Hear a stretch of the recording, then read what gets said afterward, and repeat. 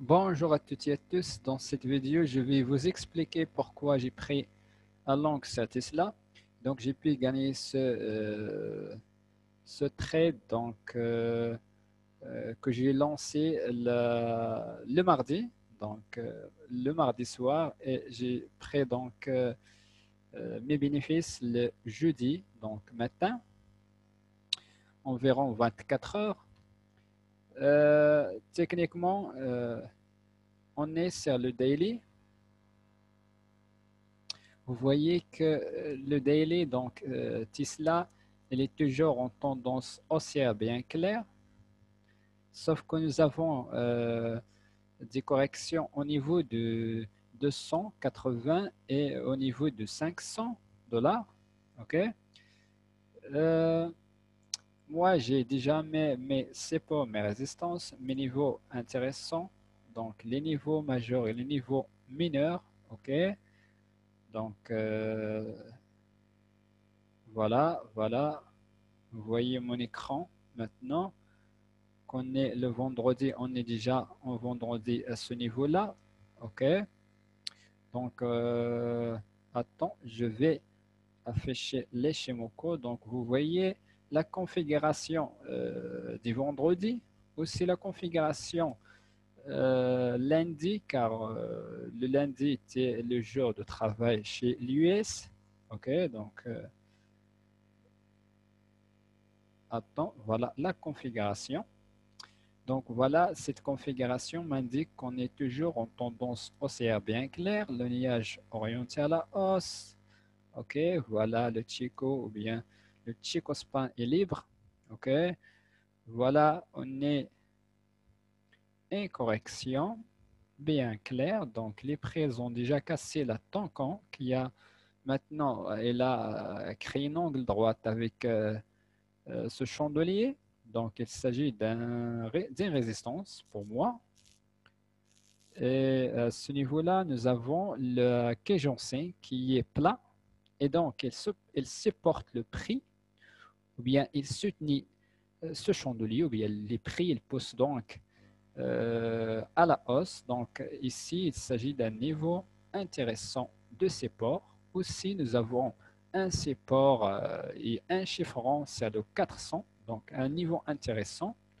Pour moi, euh, depuis le daily, ou bien sur le daily, j'ai pris ma position en tant avec tendance et en même temps que j'ai la meilleure configuration, que ce soit sur les Shimoku, que ce soit en utilisant les chandeliers japonais, en utilisant en même temps le chartisme. Donc j'ai la configuration, ok. Vous voyez que l'action est déjà en split depuis le 1 septembre, donc 1 sur 5 ou bien 5 sur 1. Donc, il s'agit des basiques de stock. Donc, vous voyez que ce fondamental, ou bien ce fondamental, donc, il a impacté sur l'action. Donc, nous avons ici un chandelier ou bien un marabouzo blanc ou bien verte qui indique la hausse, donc l'optimisme. Mais après, donc le 1 septembre, nous avons un chute depuis le 500 jusqu'à 300, environ 330. Ou bien 300, attends, 300, voilà, environ 370, ok. Ça, c'est le lundi, mais attends, je vais enlever ça pour que vous voyez le futur mouvement, le mardi, le mercredi, puis le jeudi. Ok. Moi, toujours, je suis optimiste pour l'achat, même sur le daily. Et nous allons voir, même sur le H1, et je vais vous montrer mes niveaux. Le niveau euh, d'entrée, le niveau de sortie, pourquoi j'ai confirmé mon trade sur le H1 et pourquoi j'ai sorti même sur le H1. Ok.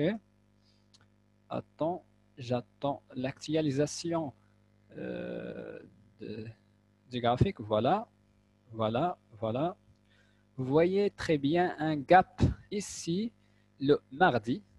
OK, voilà un gap baissier. Donc, l'action a gapé baissièrement. OK, elle a même dépassé ce niveau de 350, un niveau intéressant qui est un support bien sûr pour moi. Donc, j'ai déjà identifié ce niveau-là. Donc, nous avons la confirmation en même temps sur le daily. Donc, nous avons un gap baissier. Donc, parmi les stratégies sur les stocks, que ce soit, disons, pump and dump ou bien les gaps sont des stratégies qui marchent bien sur les stocks. Donc, on peut ajouter ça comme des confirmations de la tendance haussière. Attends, je vais passer directement sur le H1.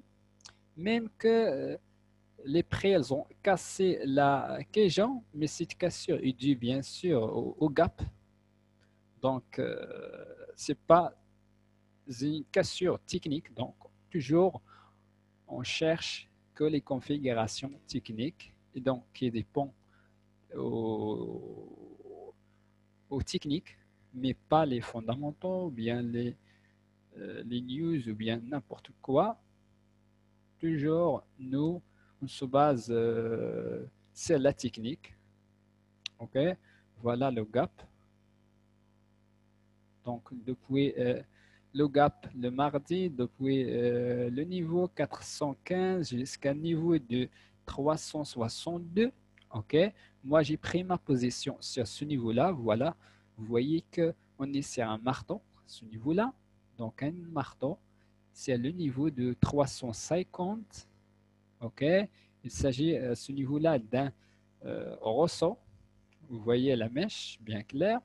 Quand même, j'ai pris une position longue, mais je suis toujours optimiste malgré que les prix ils ont déjà parti contre moi.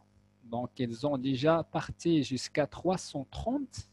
Mais toujours, si vous connaissez bien ma méthode de swing trading ou bien d'intraday, donc j'ai un stop large. Donc, à ce niveau-là, le niveau ou bien le milieu entre les deux niveaux, il s'agit du niveau d'équilibre. J'explique ça sur mes vidéos de scalping. Donc voilà. Mais quand même, je suis toujours optimiste. Vous voyez que les prix, ils ont corrigé. Donc à ce niveau-là, ils ont corrigé. Ils ont attaqué le niveau 350. Donc j'ai pris ma position.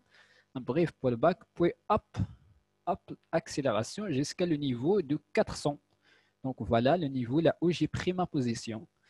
Normalement, j'ai deux tick profit. Donc j'ai le premier tick profit sur le niveau 400 et j'ai un niveau tick profit 2 sur le 440. OK?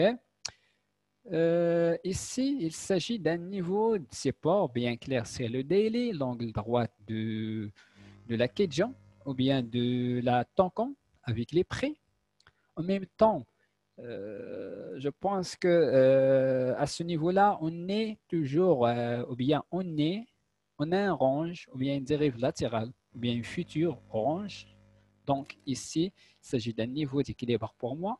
Donc ici, c'est le niveau, ou bien la borne basse, et la borne haute, et la borne, ou bien le niveau d'équilibre. Donc voilà le type 1 et le type 2 pour moi.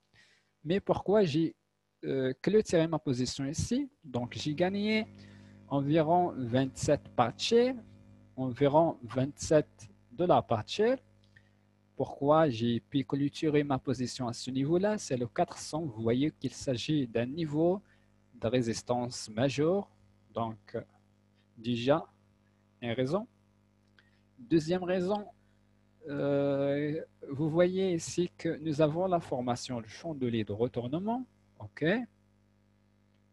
Vous voyez très clair qu'il s'agit d'une configuration de retournement. Donc, je ne peux pas risquer encore plus pour prendre le type 2, mais je peux clôturer ici, attendre. Si uniquement les prix passent et cassent et casse ce niveau-là de 400, je peux prendre une autre position et viser ce niveau-là en bleu. Mais quand même, moi, j'ai sorti à ce niveau-là. Donc, la sortie est faite en un bon timing. OK? Et ça caractérise bien sûr ma méthode d'analyse. Donc, je suis sorti sur le bon timing, sur le bon endroit. OK?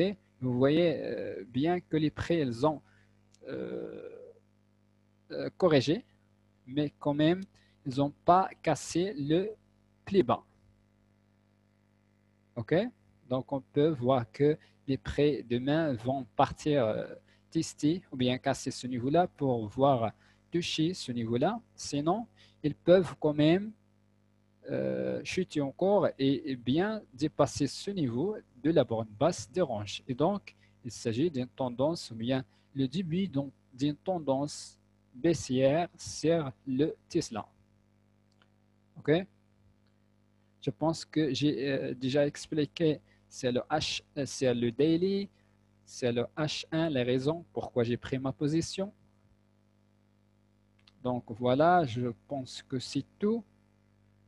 Euh, N'oubliez pas de s'abonner à ma chaîne YouTube. Je vais partager avec vous d'autres analyses et mes prises de position. Je vais partager avec vous mes techniques, mes stratégies. C'est le swing trading, intraday scalping. Donc, n'oubliez pas de liker et partager cette vidéo avec vos amis et merci.